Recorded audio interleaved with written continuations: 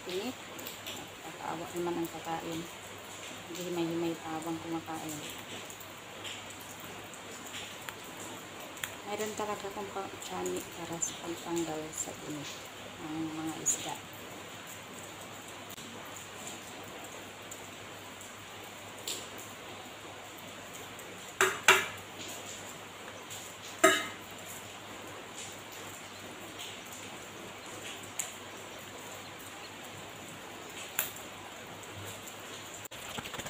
Tapos, ano ko siya, ng paper towel para matanggal yung nag-grated na ako ng ginger. Pagawa ko ng ginger juice. Yan po ay i-marinate ko siya sa ginger juice.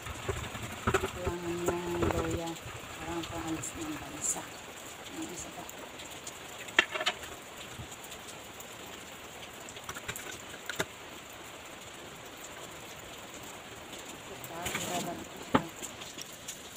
Marinate ko na 5 minutes only.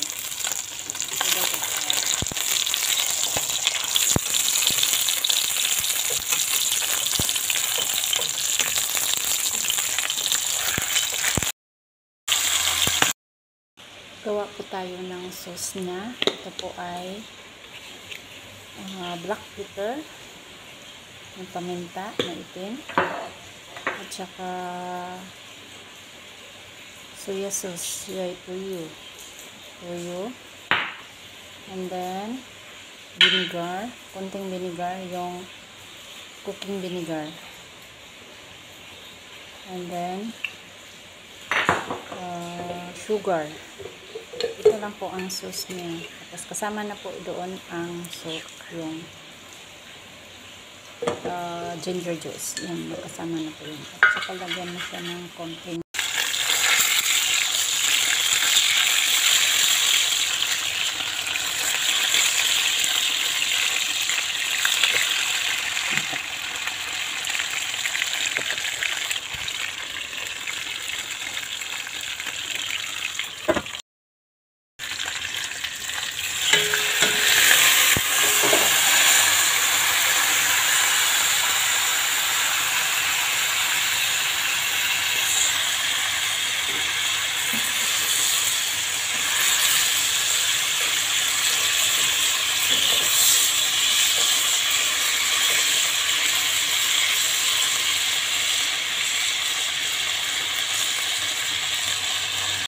ito na po, ready to eat. Thank you for watching. God bless everyone.